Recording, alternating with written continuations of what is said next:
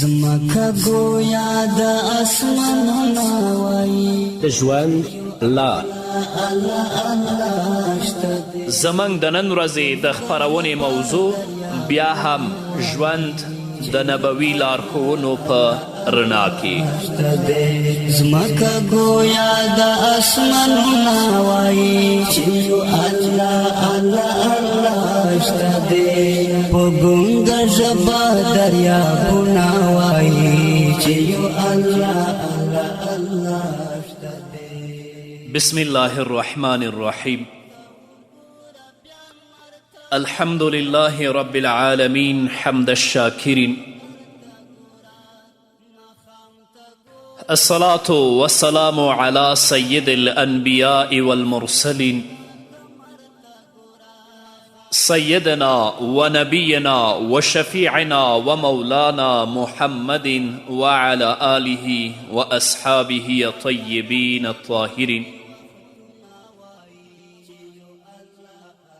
قدرمنو اوریدونکو د ژوند د لارې د خپرونې مینوالو، السلام علیکم ورحمت الله وبرکاته. ستاسو روغتیا او خوشحالي د پاک رب نه غواړم، په دې هیله چې د صحت او عافیت جامې پر تن ولرئ او خوشحالي مو په برخه وي. دا دی زه محمد یاسین فهیم د ژوند د لارې د خپرونې په وړاندې کولو کې ستاسو په خدمت کې یم. زموږ د نن ورځې د خپرونې موضوع بیا هم ژوند د نبوي لارښوونو په رڼا کې. درنو اوریدونکو،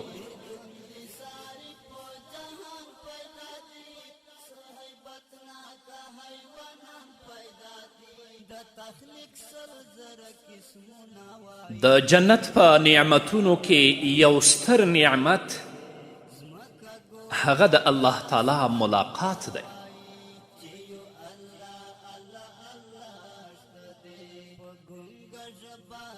د مسلم حدیث دی،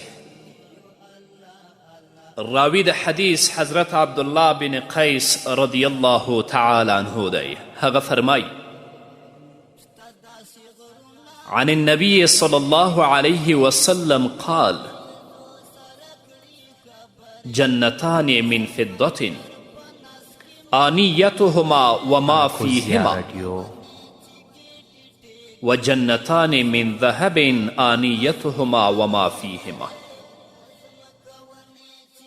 وما بين القوم وبين أن ينظروا إلى ربهم إلا رداء الكبرياء على وجهه في جنة عدن.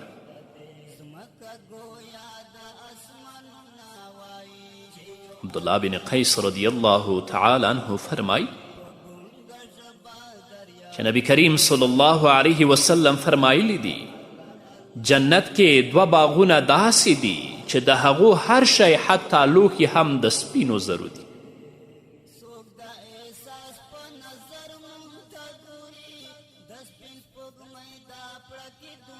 او دوه باغونه داسې دي چې د هغو هر شی حتی لوښي هم هغه د سرو زرو دي.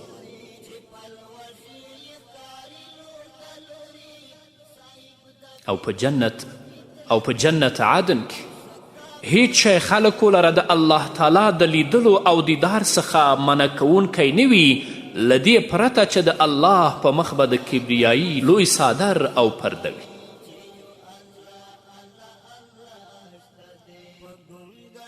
دا خبره ثابته او مسلمه ده چې په یقیني توګه به په جنت کې مؤمن د الله رب العزت په لیدنه او ملاقات مشرف کیږي.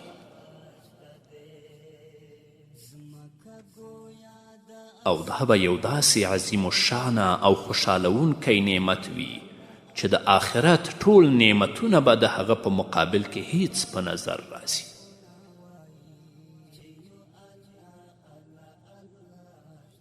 د نبی کریم صلی الله علیه وسلم په دې حدیث کې د وجه څخه مراد ذات دی، او د رداء الکبریا څخه مراد عظمت دی. مطلب دا دی چې بندگانو لره د الله رب العزت د دیدار او لیدنې څخه منع کوونکی به یوازې د الله تعالی د عظمت او جلال رعب وي. خو مهربان الله به په جنت عدن کې دا حجاب هم پورته کړي او بیتابه او منتظرې سترګې به په خپل دیدار یخې او خوشحاله کړي.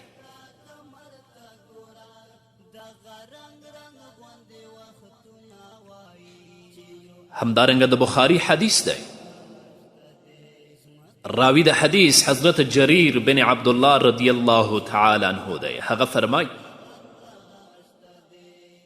خرج علينا رسول الله صلى الله عليه وسلم ليلة البدر فقال إنكم سترون ربكم يوم القيامة كما ترون هذا القمر لا تضامون في رؤيته وفي رواية إنكم سترون ربكم عيانا.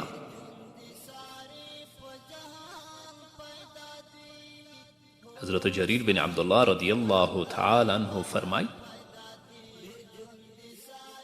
چې نبی کریم صلی الله علیه وسلم د 14مې سپوږمۍ په شپه له کوره راووت او زموږ مجلس ته راغی. نو نبی کریم صلی الله علیه وسلم وفرمایل د قیامت په ورځ به خپل رب داسې ګورئ لکه څنګه چې دا سپوږمۍ ګورئ او یو د بل سره به مزاحمت نه کوئ. او په بل روایت کې راغلي چې خپل رب به په څرګند ډول په سترګو ګورئ. په جنت کې به د الله تعالی د رحمت بې پایانه دریاب موجونه وهي. هر هیله او هر خواهش به پوره شي. هلته به هیچ چاته دا شکایت نه وي چې زما فلانی آرزو او هیله پوره نشوه. هلته به هره غوښتنه او خواهش پوره شي. خو د دې ټولو نعمتونو څخه پورته چې کله اهل ایمانو ته په جنت کې ورکړی شي ډیر زیات به پرې خوشحاله شي. د رحمان خدای رضامندي او خوشحالي د رب العالمین دیدار او لیدنه د دې ټولو نعمتونو څخه پورته چې کله اهل ایمانو ته په جنت کې ورکول کیږي هغه به پرې ډیر خوشحاله کیږي. یو د رب العزت رضامندي او خوشحالي او بل د رب العالمین دیدار او لیدنه.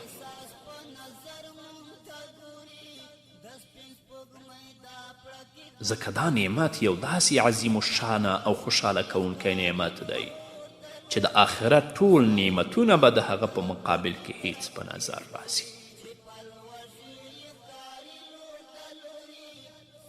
همدارنګه د مسلم حدیث دی. راوی د حدیث حضرت صهیب رومی رضی الله تعالی عنه دی. هغه فرمای عن النبي صلى الله عليه وسلم قال اذا دخل اهل الجنة الجنة قال يقول الله تبارك وتعالى تريدون شيئا أزيدكم فيقولون ألم تبيت وجوهنا ألم تدخلنا الجنة وتنجنا من النار قال فيكشف الحجاب فما أعطوا شيئا أحب إليهم من النظر إلى ربهم عز وجل.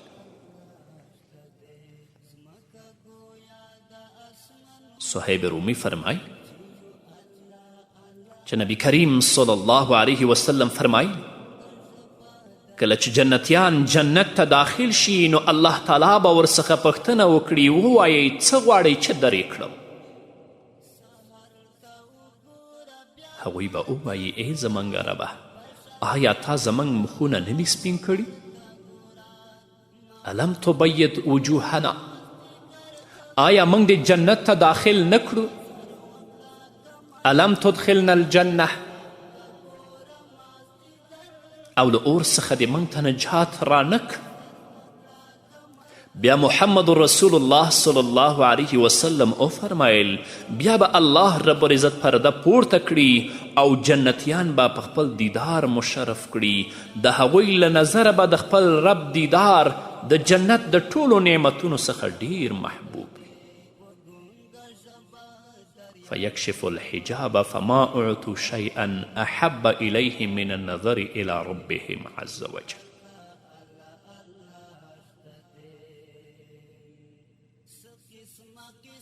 همدارنګه هلته به د مرګ د ختمېدو اعلان هم وشي. د بخاري حدیث دی، راوی د حدیث ابن عمر رضی الله تعالی عنهما دی.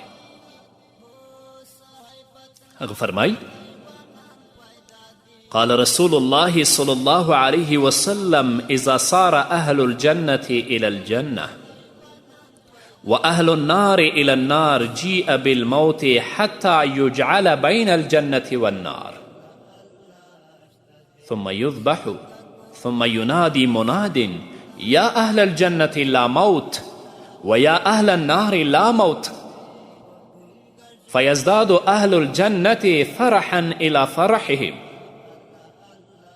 ويزداد اهل النار حزنا الى حزنهم. ابن عمر رضی الله تعالی عنهما فرمای نبی کریم صلی الله علیه وسلم فرمای کله چې اهل جنت جنت ته او دوزخیان دوزخ ته داخل شي، مرګ به په مجسم ډول د جنت او د جهنم ترمنځ په یو ځای کې ذبحه کړي شي. بیا به یو آواز کوونکی غږ وکړي ای جنتیانو او ای جهنمیانو، د نن څخه وروسته مرګ تاسې ته نشي راتلی ځکه چې هغه ذبحه کړی شوی دی. د دې خبر په اورېدو سره به د جنتیانو خوشحالي او خوښي څو چنده شي او په جهنمیانو به د غم یو لوی غر راپرېوځي، ځکه هغوی ته هم دا ویل کیږي چې په تاسې باندې مرګ نه راځي او د تل لپاره به تاسو په جهنم کې اوسئ. مرګ دې ته وایي چې روح له جسم څخه جدا شي. په دوزخ او جنت کې تل تر تله اوسېدل دي. د مرګ قانون به ختم کړی شي، بیا به له دې وروسته په هیڅ سا لرونکي باندې مرګ نه راځي.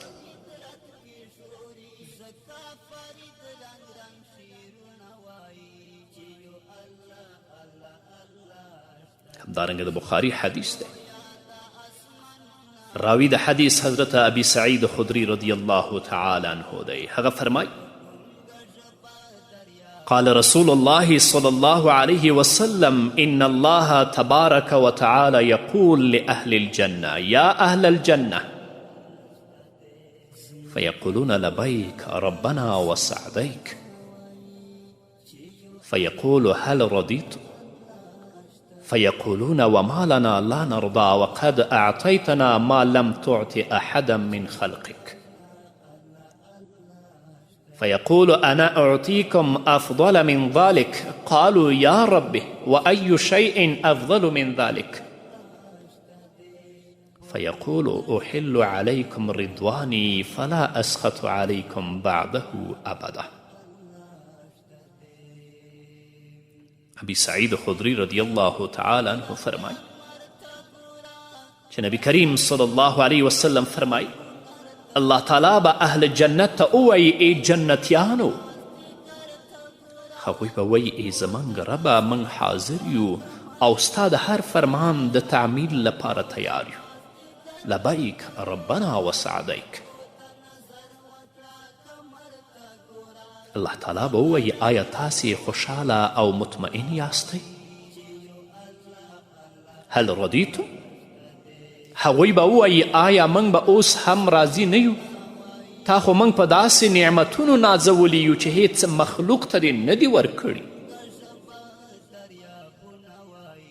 قد اعطیتنا ما لم تعط احدا من خلقک. الله تعالی به وفرمایي زه تاسې ته د دې ټولو څخه ښه او بهتر انعام درکول غواړم. هغوی به ووایي ای زموږ ربه د دې نعمتونو څخه بهتر نعمت څه کیدی شي؟ الله رب العزت به وفرمایي زه له تاسې څخه د رضامندي اعلان کوم او وایم چې زه به له تاسې څخه هیڅکله خفه او ناراض نشم.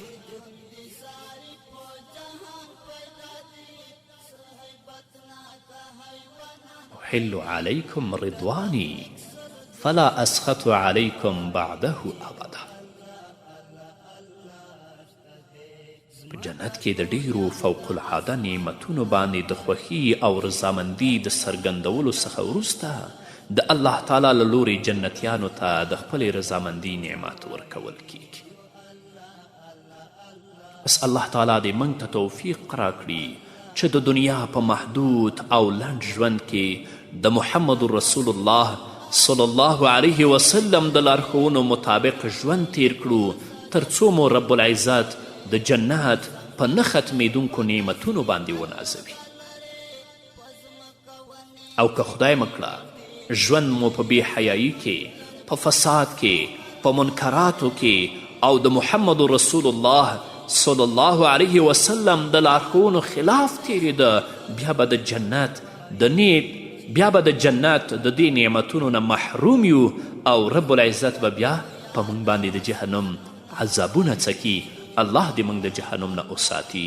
په همدې هیله قدرمنو اوریدونکو نور به م واورو په دې اړه، خو د یوې دمې نه وروسته. زمکه گویا د اسمانونه وایي چې یو الله الله الله شته دی، په ګونګه ژبه دریابونه وایي چې یو الله الله الله شته دی.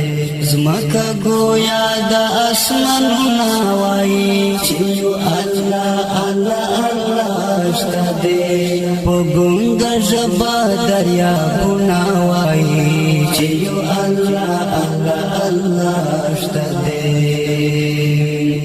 سحر ته وګوره بیا لمر ته ګوره، بشر ته وګوره هنر ته ګوره، ماښام ته ګوره مازدیګر ته ګوره، شپو ته نظر وکړه کمر ته ګوره، ماښام ته ګوره مازدیګر ته ګوره، شپو ته نظر وکړه. قدرمنو اوریدونکو بیا هم زموږ سلامونه ومنئ. د مسلم حدیث دی، راوی د حدیث حضرت سلمان فارسی رضی الله تعالی عنه دی. هغه فرمای قال رسول الله صلی الله علیه وسلم ان لله 100 رحمة فمنها رحمة بها يتراحم الخلق بينهم و99 لیوم القیامة.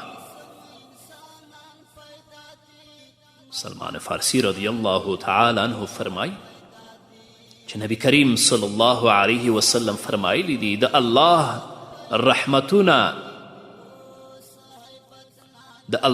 رحمتونه سل رحمتونه دي.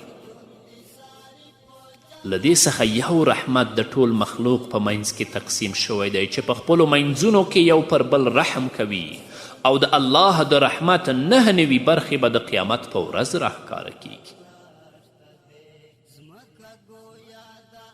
و99 لیوم القیامه. که د انسانانو، پیریانو، څارویو، الوتونکو او ځنګلي حیواناتو ژوند ته ځیر شو، ګورو چې مور د خپل اولاد او بچو سره څومره مینه لري. مرغۍ د خپل بچي په خوله کې خوراک ولې اچوي؟ د مظلوم او مصیبت زده خلکو سره ولی انسان همکاری کوي؟ د خپلوانو او دوستانو په مرګ د انسان سترګې ولی له اوښکو ډکیږي؟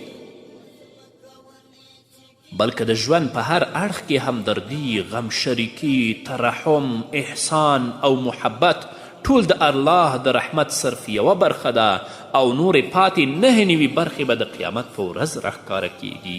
الله رب العزت دې موږ په خپل رحمت کې راونغاړي او رب العزت دې موږ او تاسو د جهنم د اور نه وساتي.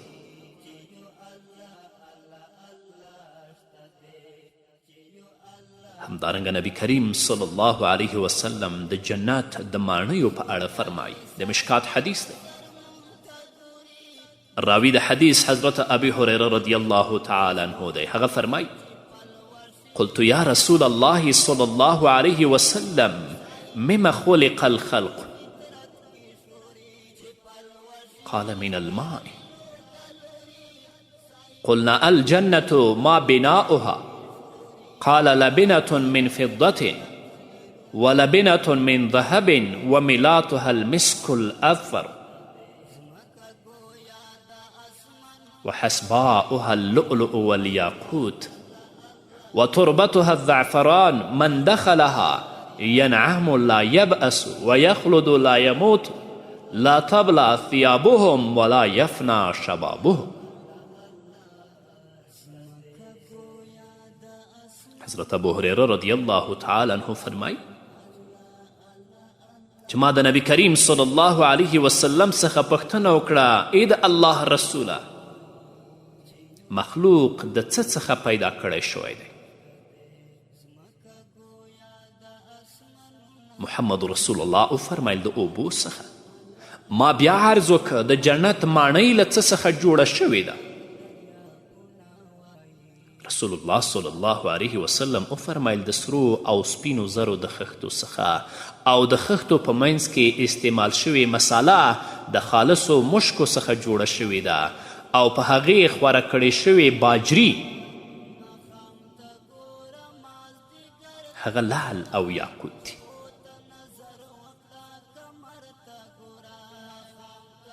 او خاوره زعفران ده. څوک چې جنت ته داخل شي تل به په هغو نعمتونو کې خوشحاله اوسي. د سختی او مصیبت سره به کله هم مخامخ نشي. هغه به هلته تل تر تله ژوندی وي. مرګ به پرې نه راځي. جامې به یې نه زړیږي او ځواني به یې نه ختمیږي. لا تبلا ثیابهم ولا یفنا شبابهم. د جنت ماڼۍ د خاورینو خښتو ډبرو او لرګیو څخه نه ده جوړه شوې. ځینې جنتونه یوازې د سرو زرو د خښتو او ځینې د سپینو زرو د خښتو جوړ شوي او کیدای شي د تنوع او ډېرې ښکلا په خاطر د سرو او سپینو زرو څخه جوړې شوې ګډې وډې خښتې پکې استعمال شوي. د هغوی ځواني به هیڅکله نه ختمیږي. مطلب دا دی چې هغوی به تل تر تله ځوانان وي او هیڅکله به بوډاتوب پرې نه راځي او په بل روایت کې راغلي چې عمرونه به یې 30 کاله وي. همدارنګه د مسلم حدیث دی. راوی د حدیث حضرت انس بن مالک رضی الله تعالی عنه دی. هغه فرمایي أن رسول الله صلى الله عليه وسلم قال إن في الجنة لسوقا يأتونها كل جمعة فتهب ريح الشمال فتحسو في وجوههم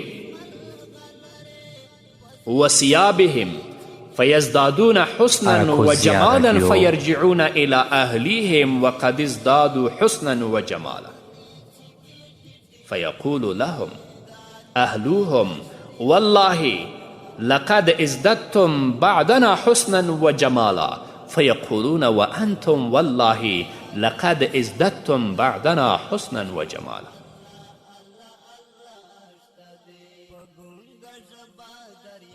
حضرت انس بن مالک رضی الله تعالی عنه فرمای محمد رسول الله صلی الله علیه وسلم فرمایلی دی په جنت کې به خلک د جمعې په ورځ یو بازار او یوې میلې ته ځي. د شمال له لورې به هوا راشي چې د هغوی په بدنونو او جامو باندې به د مشکو او عنبرو خوشبو خپره کړي. په هغه سره به د هغوی ښکلا او جمال لا زیات شي. کله چې د میلې د ختمېدو وروسته کورونو ته راستانه شي د هغوی د کورنۍ غړي به ورته ووایي په الله قسم چې تاسې له مخکې څخه ډېر ښکلي او ښایسته شوي یاست. هغوی به د خپل کور غړو ته ووایي په الله قسم زموږ له تګ وروسته تاسې هم ډېر ښکلي او ښایسته شوي یاست. د بازار څخه مراد داسې بازار نه دی چې په هغه کې به پلورل او پیریدل وي، بلکې دا به یو داسې بازار او اجتماع وي چې اهل جنت به د خپل حقیقي محبوب یعنی د الله تعالی د دیدار او لیدنې لپاره هره جمعه راټولیږي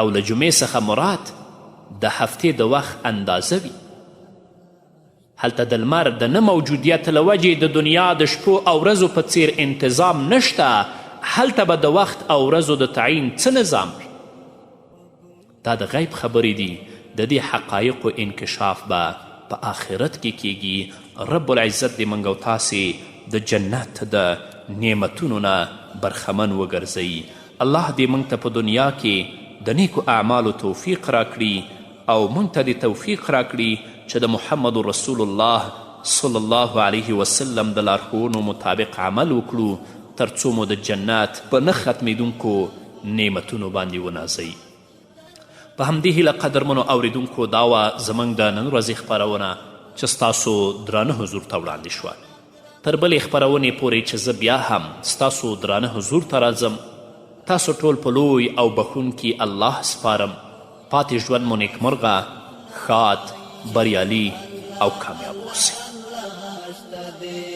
ګونګه ژبه دریابونه وایي چې یو الله الله الله شته دی چې یو الله الله الله شته دی څه قسمه قسم انسانان پیدا دي مرغان پیدا دي هم پیریان پیدا دي ډېر ژوندي ساري په جهان پیدا دي هو صاحبت ناکه حیوانان پیدا دي ډېر ژوندي ساري په جهان پیدا دي صاحبت ناکه حیوانان پیدا دي د تخلیق سر زر قسمونه وایي یو الله الله الله شته دی ځمکه ګویا د اسمانونه وایي چې یو الله الله الله شته دی په ګونګه ژبه